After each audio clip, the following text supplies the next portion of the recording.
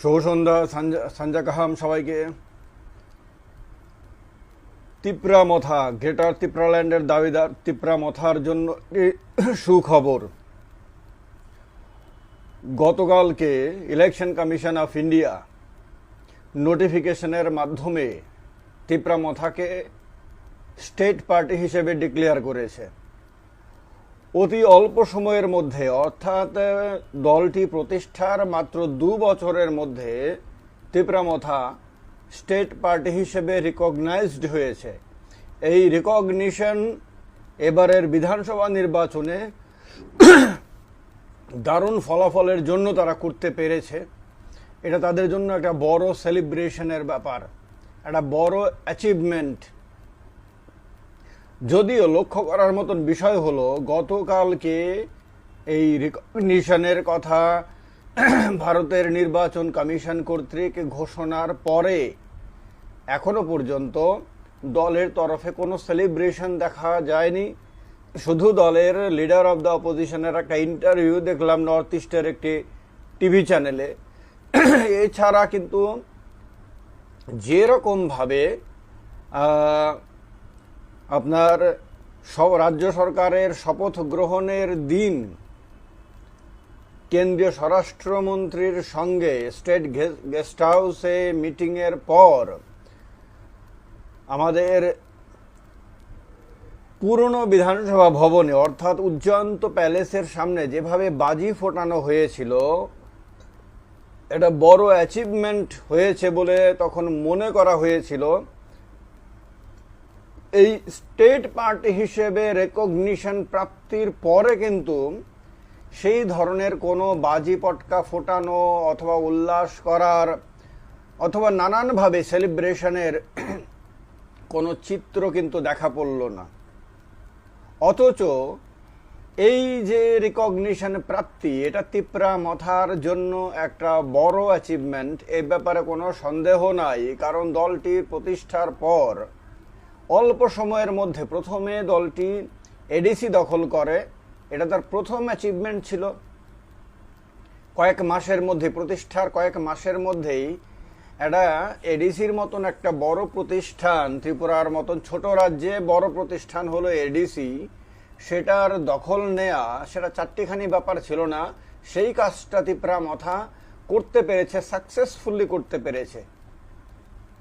এরপরে বিধানসভা নির্বাচনে শুধু 13টি সিট পেয়ে দ্বিতীয় হয়নি, সে প্রধান বিরোধী দলের মর্যাদা পর্যন্ত অর্জন করতে পেরেছে এবং সিপিএম এর মতন পুরনো দল, কংগ্রেসের মতন পুরনো দলকে পেছনে ফেলে দল বিধানসভায় প্রধান বিরোধী দল হিসেবে বসার সুযোগ পেয়েছে এবং এই দলের নেতাই হয়েছেন বিরোধী দলনেতা। এবং আমাদের দেশে সাংবিধানিকভাবে বিরোধী দলনেতার যথেষ্ট মর্যাদা রয়েছে, যথেষ্ট সম্মান রয়েছে এবং যথেষ্ট সুযোগ সুবিধা এবং ক্ষমতাও রয়েছে। সেই দিক থেকে প্রথম বিধানসভা নির্বাচনে নেমেই এত বড় অ্যাচিভমেন্ট তিপ্রা মথার জন্য বড় ঘটনা। এবং এরপরে যখন ভিলেজ কাউন্সিল নির্বাচন আসছে, হয়তো আগামী কয়েক মাসের মধ্যেই নির্বাচন হতে পারে, হওয়ার সম্ভাবনাই রয়েছে, যেহেতু 2021 সালের মার্চ মাসে তার কার্যকাল শেষ হয়েছিল। তারপর থেকে বিভিন্ন কারণে পিছিয়ে এখনো পর্যন্ত পিছিয়ে রাখা হয়েছে। তবে মনে হয় না আর বেশি দিন পিছিয়ে রাখবে রাজ্য সরকার, হয়তো আগামী কয়েক মাসের মধ্যেই ভিলেজ কাউন্সিল নির্বাচন করে ফেলবে। আর সেই রকম সময় ভিলেজ কাউন্সিল নির্বাচন হবে যখন করছে, তখন তিপ্রা মথা স্টেট পার্টি হিসেবে রিকগনাইজড হয়ে নির্বাচনে যাবে এবং তার সিম্বল নিয়ে, আনারস সিম্বল নিয়ে সে লড়াই করতে পারবে। এখন আর তাকে বিভিন্ন কেন্দ্রে বিভিন্ন সিম্বল নিয়ে লড়াই করার কোনো রিস্ক নেই, আপাতত নেই, যতদিন পর্যন্ত সে স্টেট পার্টি হিসেবে রিকগনিশনটাকে ধরে রাখতে পারবে। তখন কেন দল এই বিষয়টিকে নিয়ে সেলিব্রেট করছে না এবং এই নিয়ে কোনো ধরনের উল্লাস উদ্দীপনা নেই, এটা কিন্তু রাজ্যবাসীর মধ্যে একটা প্রশ্নের জন্ম দিয়েছে। আর এই প্রশ্নের জন্ম দেওয়ার পিছনে আরো একটা বড় কারণ হলো, কারণ গত কয়েকটা দিন ধরেই বারবার বিভিন্ন ইউটিউব চ্যানেলে বলা হচ্ছে যে তিপ্রামথা ভেঙে যেতে পারে। তিপ্রামথা থেকে 7-8 জন বিধায়ক একজন একজন করে আলাদা আলাদা ভাবে তারা বিজেপির সঙ্গে যোগাযোগ রাখছে, কেউ কেউ দিল্লির নেতাদের সঙ্গে সরাসরি কথা বলছেন, এবং তাদের মধ্যে একটা সেটিং এর সম্ভাবনা তৈরি হয়েছে। এই ধরনের সংবাদ যখন আসছে, যখন তিপ্রামথা ভেঙে একদল বিজেপিতে মিশে যাওয়ার সম্ভাবনার কথা অন্ততপক্ষে বাতাসে ঘোরাফেরা করছে, যখন তিপ্রামথা কতদিন টিকে থাকতে পারবে, তিপ্রামথা কেউ কেউ বলছেন তিপ্রামথা বেশি দিনের দল না, কেউ কেউ বলছেন যে না তিপ্রামথা শুধুমাত্র একজন ব্যক্তি নির্ভর এবং এই ব্যক্তির আকর্ষণ যতক্ষণ পর্যন্ত থাকবে ততক্ষণ পর্যন্তই টিকে থাকবে। কেউ কেউ বলছে দলের মধ্যে মন্ত্রিত্ব নিয়ে ক্ষোভ রয়েছে, কেউ কেউ বলছে দলের মধ্যে বিভিন্ন নেতা চাইছেন যে তারা সরকারের সঙ্গে গিয়ে নানান ধরনের সুযোগ সুবিধা অর্জন করতে।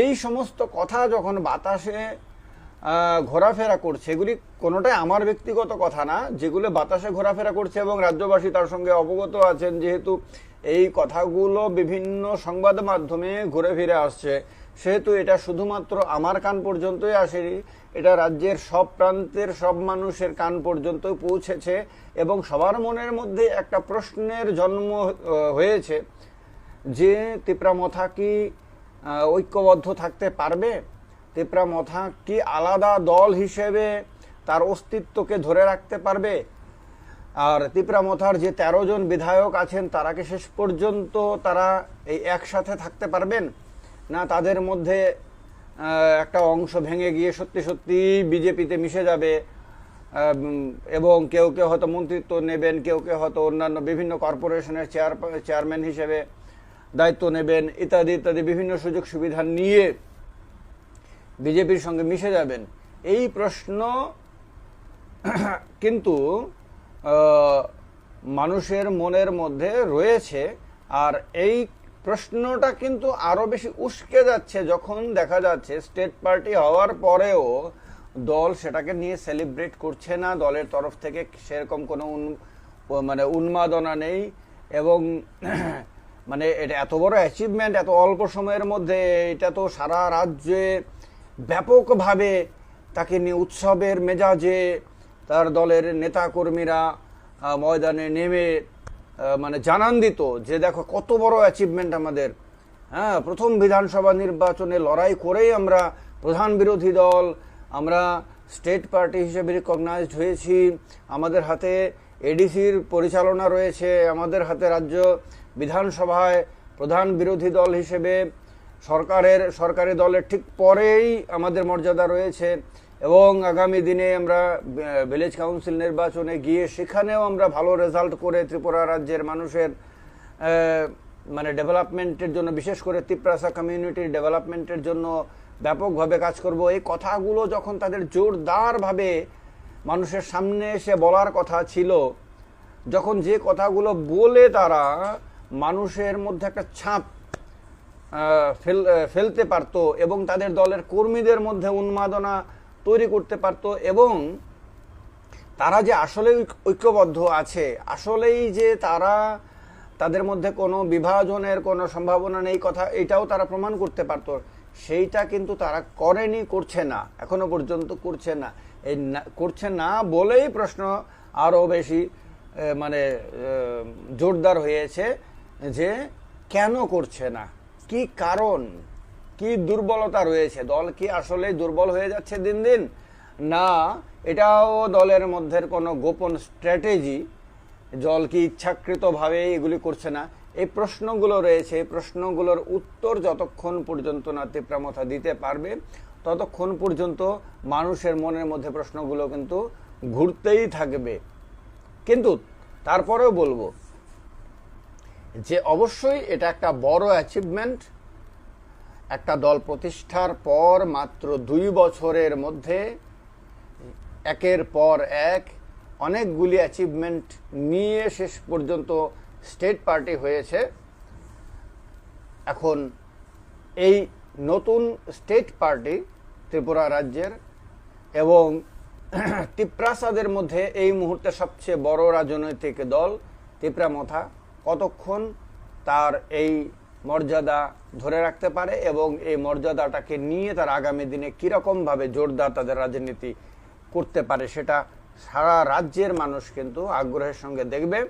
সেটা তিপ্রামথার কর্মীরা যেমন দেখতে চাইবে, তার অন্য দলগুলো, সে বিজেপি হোক, কংগ্রেস হোক, সিপিএম হোক, অন্য দলগুলো হোক, সবারই নজর কিন্তু কম বেশি থাকবেই। দেখা যাক কি হয়। ভালো থাকবেন সবাই। নমস্কার। জয় হিন্দ।